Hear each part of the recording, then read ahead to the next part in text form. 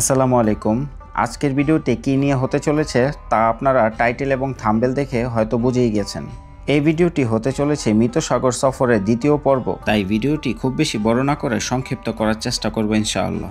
আপনাদেরকে এখন আমরা নিয়ে যাচ্ছি সেই বিশেষ স্থানটিতে যেখানে নবী লূত আলাইহিস সালামের স্ত্রী পাথর হয়ে দাঁড়িয়ে আছেন যুগ যুগ ধরে। আমি এখন গাড়িতে করে যাচ্ছি সেই রহস্যময় স্থানটিতে। এক পাশে বিশাল পাহাড় আর অন্য পাশে রহস্যময় সেই মৃত সাগর।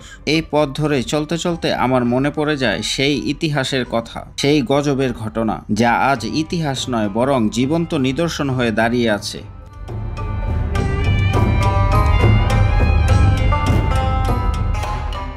তো আপনারা দেখতে পাচ্ছেন এটি হচ্ছে মৃত সাগর অর্থাৎ ডেড সি, আর ঠিক এই পাশে কিন্তু নবী লূত আলাইহিস সালামের স্ত্রী দাঁড়িয়ে আছেন পাথরকৃত অবস্থায়। আল্লাহ তাআলা রাগান্বিত হয়ে তাকে অভিশাপ দিয়েছিলেন এবং তিনি পাথরে রূপান্তরিত হয়ে দাঁড়িয়ে আছেন যুগ যুগ ধরে।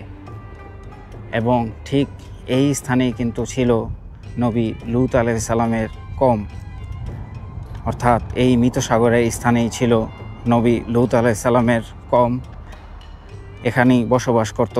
ঠিক এখান থেকেই আল্লাহ তাআলা নির্দেশ দিয়েছিলেন, হে লূত, তুমি এবং তোমার পরিবার এবং আমার উপরে যারা ঈমান রাখে তাদেরকে নিয়ে তুমি এই স্থান ত্যাগ করো, এবং আমি যারা আমার প্রতি নাফরমানি করে তাদের উপর আমি গজব নাজিল করব। তুমি পেছনে ফিরে তাকাবে না এবং তোমার পরিবারের কেউ যেন পিছনে ফিরিয়ে না তাকায়। অর্থাৎ তখন নবী লূত আলাইহিস সালামের স্ত্রী তিনি কিন্তু ছিল সমকামিতার যেই মানুষগুলো ছিল তাদের পক্ষে। নবী লূত আলাইহিস সালামের স্ত্রী পেছনে ফিরে তাকিয়েছিলেন এবং আল্লাহ তাআলা তাকে শাস্তি দিয়ে পাথরে রূপান্তরিত করেন। এবং আপনারা দেখতে পাচ্ছেন আমার পিছনে সেই পাথর হয়ে দাঁড়িয়ে আছে হাজারো বছর ধরে। জানি না কতদিন আল্লাহ তাআলা এই অবস্থায় রাখবেন, এবং আমার আইডিয়া অনুসারে হয়তো তিনি কিয়ামত পর্যন্ত এখানে এই অবস্থায় থাকবেন। তো এই ছিল নবী লূত আলাইহিস সালামের স্ত্রী পাথর হয়ে যাওয়ার সংক্ষিপ্ত আলোচনা। এখন আপনাদেরকে এই স্থান নিয়ে সংক্ষিপ্তভাবে যদি কিছু আলোচনা করি তাহলে বুঝতে পারবেন এটা কতটাই ভয়ঙ্কর স্থান।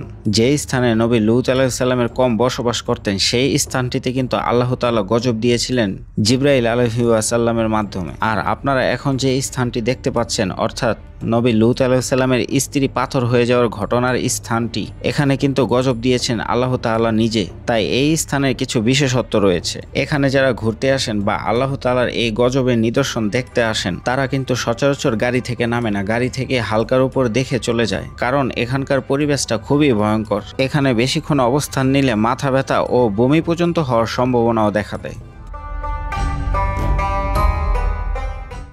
এই ছিল আমার মৃত সাগর অর্থাৎ কওমে লূত আলাইহিস সালামের কওম যেখানে বসবাস করতেন সেই স্থানের নিয়ে আমার ভিডিও।